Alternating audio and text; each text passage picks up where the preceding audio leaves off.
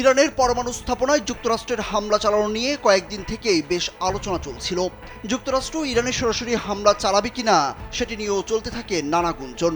দুদিন আগেই মার্কিন প্রেসিডেন্ট ডোনাল্ড ট্রাম্প জানান 2 সপ্তাহের মধ্যেই হামলা নিয়ে সিদ্ধান্ত জানাবেন, কিন্তু শেষ পর্যন্ত দুদিনের মাথায় হামলা করে বসলেন তিনি। ইরানের গুরুত্বপূর্ণ পরমাণু স্থাপনায় হামলা চালিয়েছে যুক্তরাষ্ট্র। দেশটি জানিয়েছে ইরানের 3টি পরমাণু স্থাপনায় হামলা চালানো হয়েছে। রোববার বিবিসির এক প্রতিবেদনে এই তথ্য জানানো হয়েছে। মার্কিন প্রেসিডেন্ট ডোনাল্ড ট্রাম্প জানান ইরানের 3টি পরমাণু স্থাপনায় হামলা চালিয়েছে যুক্তরাষ্ট্র। এগুলো হলো ফোর্দো, নাতানজো এবং ইস্পাহান। ট্রুথ সোশ্যালে এক বার্তায় ট্রাম্প লিখেন, তারা ইরানের 3টি পারমাণবিক স্থাপনা ফোর্দো, নাতানজো ও ইস্পাহানে অত্যন্ত সফল হামলা সম্পন্ন করেছেন।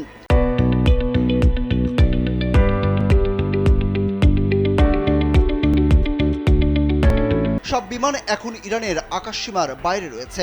তিনি আরও দাবি করেন, ফোর্দো স্থাপনায় পূর্ণ শক্তির বোমা হামলা চালানো হয়েছে এবং সব মার্কিন বিমান এখন যুক্তরাষ্ট্রে ফেরার পথে রয়েছে।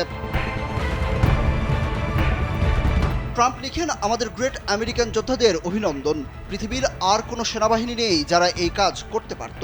এখনই শান্তির সময়। এ বিষয়ে মনোযোগ দেওয়ার জন্য ধন্যবাদ।